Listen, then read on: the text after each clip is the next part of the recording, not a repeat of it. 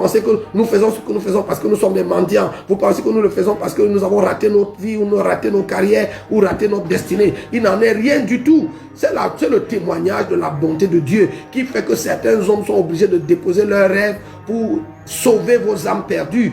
Ton enfant risque d'aller en enfer. Ta famille risque d'aller en enfer. Ton cher papa que tu dis papa, éternellement perdu alors que toi, tu avais sa solution. Tu es un meurtrier, tu es un assassin, tu es un sorcier.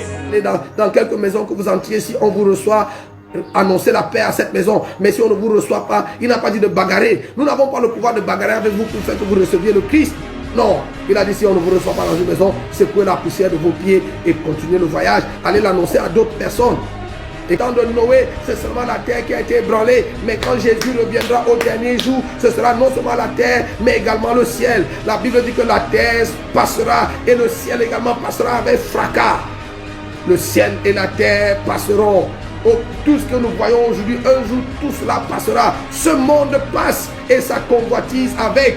Dieu a fait alliance avec la terre en disant, je ne détruirai plus jamais la terre avec les eaux. Prochaine destruction se fera par le feu. Lorsque les trompettes ont sonné, un tiers de la terre a été brûlé. Un tiers de l'eau a été remplacé par du sang. Le soleil et la lune se sont obscurcis, mais ce n'était que le début. Si Dieu a détruit par l'eau, et il s'en est repenti, en disant qu'il ne le fera plus avec l'eau, et que la prochaine destruction se fera par le feu. La question que je pose c'est, entre l'eau et le feu, qu'est-ce qui détruit plus vite? Et il s'est dit, il vaut mieux maintenant aller vite. Et après Noé, il y a eu Lot à Sodome et Gomorrhe. Dieu a brûlé les villes de Sodome et Gomorrhe avec du feu et du soufre. Et vous allez encore me dire que c'est une figure de style, c'est une façon de parler. Écoutez frères et sœurs, Sodome et Gomorrhe ont bel et bien existé. Le ciel a détruit la terre cette fois-là, pas avec la pluie, pas avec le déluge, pas avec l'eau, mais avec le feu. Il a fait pleuvoir le feu et le soufre sur Sodome et Gomorrhe, et Sodome et Gomorrhe ont été rasés de la terre.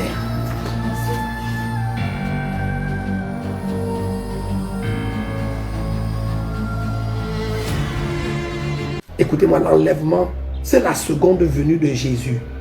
Quand Jésus est venu sur la terre pour la première fois, Dieu a suscité des messagers pour venir préparer son avènement. Jean-Baptiste a dit, je suis la voix de celui qui crie dans le désert, préparez le chemin du Seigneur. Et beaucoup de gens ont écouté Jean-Baptiste, certains sont venus se baptiser juste pour accomplir la justice.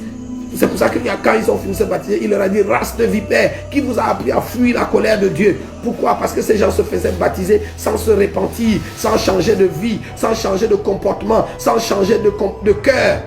Et c'est pour ça que Jean-Baptiste les a appelés race de vipères, en leur disant, qui vous a appris à fuir la colère de Dieu? On ne fuit pas la colère de Dieu en se plongeant dans le Jourdain, dans des eaux, fussent-elles des eaux du Jourdain. Non, on fuit la colère de Dieu en changeant de vie, en changeant de comportement, en changeant de cœur. Il faut changer de cœur, il faut se convertir, il faut naître de nouveau. Il faut, ce n'est pas une suggestion, c'est un ordre. You must be born again. It's a command. It's not a suggestion. La ville de Sodome et Gomorrhe, les villes de Sodome et Gomorrhe ont été effacées par Dieu parce que les gens ont refusé d'écouter l'avertissement du Seigneur. Les hommes ont choisi de se livrer au mal. Écoutez-moi, ce n'est pas parce que beaucoup de gens pratiquent le mal que subitement le mal devient une bonne chose. Le mal ne sera jamais bien parce que la majorité des gens le pratiquent. Le mal restera le mal et le salaire du péché restera la mort. Et l'âme qui pêche, c'est elle qui mourra. C'est la parole de Dieu, elle est pour toujours établie dans les cieux. Le Seigneur dit, au temps de Noé, les gens ont refusé d'écouter. Dieu n'en a sauvé que oui. Et ça ne l'a pas dérangé. Au temps de Lot, de la ville de Sodome et de la ville de Gomorrhe, Dieu n'en a sauvé que Lot et ses filles. Quand l'enlèvement viendra, pas beaucoup de gens seront sauvés. Comment je le sais? Et écoutez-moi, je ne le dis pas pour faire l'apologie de ce que c'est seulement une petite secte. un petit groupe qui va être sauvé. Non, nous disons ce que nous disons pour avertir les gens, afin qu'il y ait un grand nombre. Il faut qu'à la fin, il y ait un grand nombre de personnes qui soient sauvées. Mais vous savez, comme l'être humain est têtu, comme l'être humain est cartésien, il ne croit que ce qu'il voit. Tant que la pluie n'aura pas commencé, il ne se convertira pas. Vous savez, quelqu'un a dit il y a beaucoup d'années, et j'ai beaucoup aimé, il dit tous ceux qui sont en enfer aujourd'hui sont des croyants. Et tous ceux qui vont se retrouver en enfer demain seront des croyants. Tous les hommes vont finir par se convertir, sauf que quelques-uns, ou alors la grande majorité se convertira trop tard. On raconte l'histoire d'un gars, plein air, je crois. Il est allé prêcher au pot rouge. On a dit vont te tuer, il a dit ils me tueront mais je le sauverai d'abord. Et il est allé prêcher les pauvres et il est mort là-bas. Heureux d'être mort pour eux. Comment ils avaient ce cœur? C'est parce qu'ils entendaient de tels messages. Je ne suis pas contre les messages sur le mariage. Je ne suis pas contre les messages sur la bénédiction. Mais ce sont les choses secondaires. Le mandat suprême, c'est l'évangélisation. De fou. Et j'avais vraiment peur, et cette peur, elle te rend fou en fait. J'ai l'impression qu'aujourd'hui, tout le monde essaye de vivre comme si on n'allait pas mourir. Nous vivons comme si nous sommes éternels, alors que la mort nous côtoie tous les jours. Mort, tu vois, donc un jour les gars, je sais pas quand ni comment, ça peut être rapidement, ça peut être dans longtemps, mais dans tous les cas, un jour ce sera notre tour. Un jour c'est nous qu'on va déposer 6 pieds sous terre. Des fois on est là et on se soucie pour des choses matérielles de ce bas monde, on stresse, on se préoccupe, mais non mais... Nous avons des grands-parents qui sont décédés, nous avons des amis qui sont décédés, des membres Vis comme si tu devais mourir demain. Apprends comme si tu devais vivre toujours. Des fois on est là, on fait comme si on n'allait jamais mourir. des familles qui sont décédées. Cette année, la plupart d'entre vous sont allés dans des deuils. Et malgré tous ces deuils qui sont autour de nous, nous vivons comme si nous sommes éternels. Malgré toutes ces personnes que nous avons aimées, ces personnes qui étaient pleines de vie, ces personnes qui avaient aussi des projets, des rêves qui sont mortes, nous continuons à vivre comme si nous sommes éternels, comme si tout s'arrête en Suisse, comme si tout s'arrête sur cette terre. Et cette distraction est une distraction mortelle. Vous voyez, des fois quelqu'un peut te parler et tu ne prêtes pas attention, tu es distrait, mais si tu es en train de conduire ta voiture et tu es distrait, c'est une distraction mortelle, une distraction qui va te tuer. Et beaucoup de gens sont distraits et une distraction mortelle. Ils vivent comme si jamais ils ne mourront. Et vérifie, hier tu avais 12 ans, aujourd'hui tu as 20 ans, demain tu auras 30 ans, certains ici ont 50, d'autres 60. Et vous ressentez dans vos membres que vous n'avez plus la même force. Lorsque tu te regardes dans un miroir, tu n'as plus la même beauté. Ça prouve quoi? Tu es en train de mourir.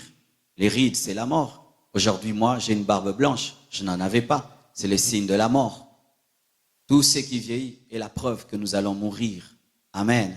Tout changement corporel, même la croissance, est un signe de mort, car tout ce qui change est appelé à disparaître. Et Dieu ne disparaît pas parce qu'il est immuable. En lui, il n'y a ni ombre de variation ni de changement. Tout ce qui a une variation, un changement, est appelé à disparaître.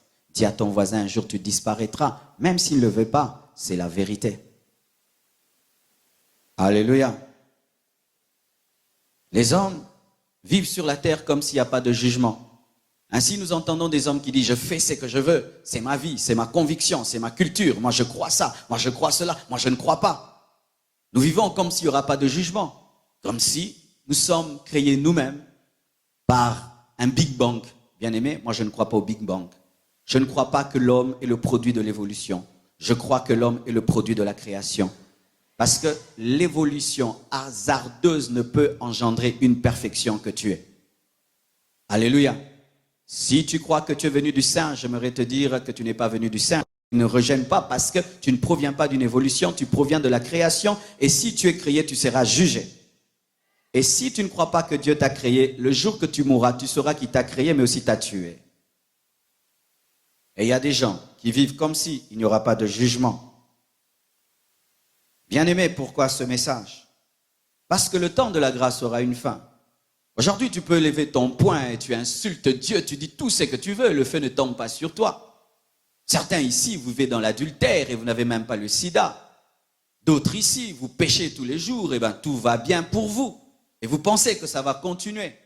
L'homme vit comme s'il n'y aura pas de jugement. Il vole, il trompe, il vit dans des péchés, dans des abominations et aucun malheur ne lui arrive. Des fois même, tout ce qu'il touche prospère et puis se dit, il n'y a pas de Dieu, il n'y a pas de Dieu, nous vivons